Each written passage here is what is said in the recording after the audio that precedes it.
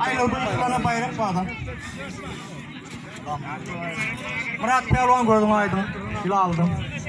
Lököş Pelvan, Derviş Pelvan. Lököş Pelvan Şamakı'dan, Derviş Pelvan Kamunu'dan ne mağazat Pelvan'ın yanına. Göroğlu'dan Şöhret Pelvan olmalı. Göroğlu'dan. Ay yatırsın koy ver ağzı özünü yatırsın koy. Şöhret Pelvan Göroğlu'dan. Masat gördün mü Masat? Bayram. Aldın mı? Ha böyle. Ay tuttursana ne? Çıtarsın Göroğlu'dan. Hayırlay. Halifamız varsa. Taşı Muhammed Muhammed toyuna ait. Hayırlay.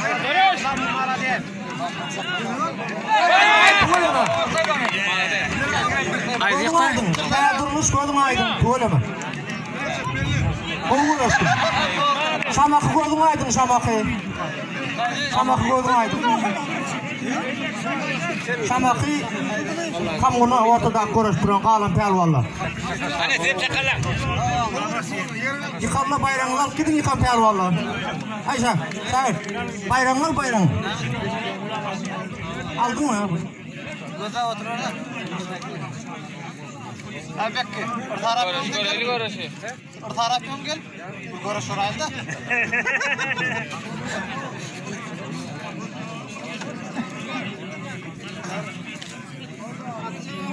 İndiki bayrağı görüşecek pelvallarım tayar ol vermeli.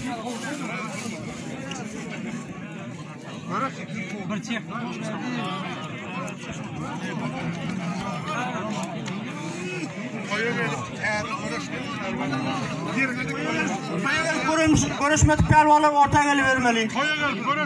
Armağan olmalı değil, görüşmeli şu ne mi pelvallar?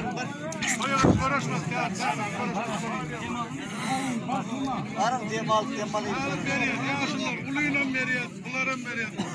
Koya gel, beğenip tutuşmak çarvan gel, ortadan bayram var. Kim la hav, gelin. Bir Murat'ın kurtası dayan, 20 mat toyuna ait.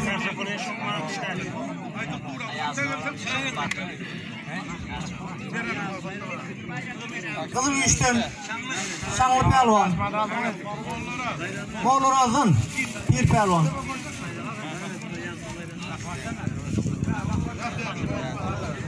Hadi bir mutlar, var.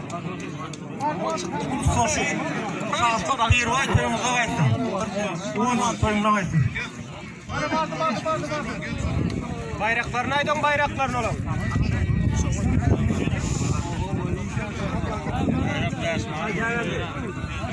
Hadi.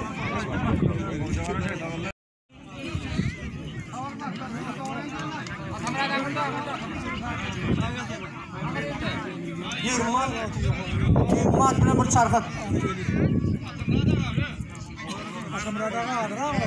Arlan Pelvan'ın beri gelsin Arlan Pelvan. Arlan Pelvan.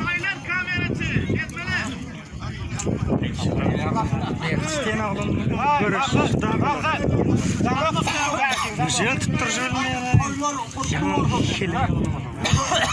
Mızırmanı olsun. Her kime koya gitme peyda yok. Koya tutturup koya gitmek niyeti versin. Parahan havadan olsun.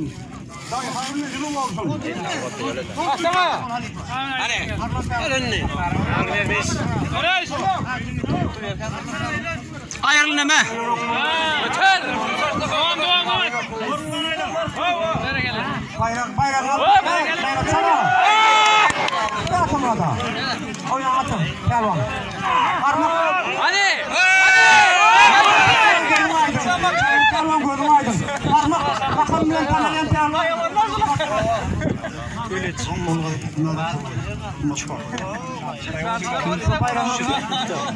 Bayrağın. Bayrağın Yerini alacak. Mama.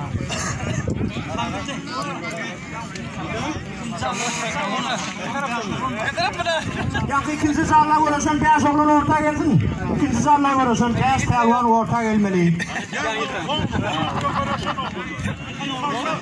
Kavuradan ne? Gel. Meteke Pelvan, Murat Pelvan. Şamakıdan. Tez durmuştum. Şamakı oğlum Şamakı. Tez Pelvan yankı. Zalim. Bilen bana bir iddia var. Öyle Pelvan gözüm aydın. Bayrağını ver. Öyle Pelvan. Yemişten gözüm aydın yemiş. Öyle Pelvan gözüm aydın yemişten.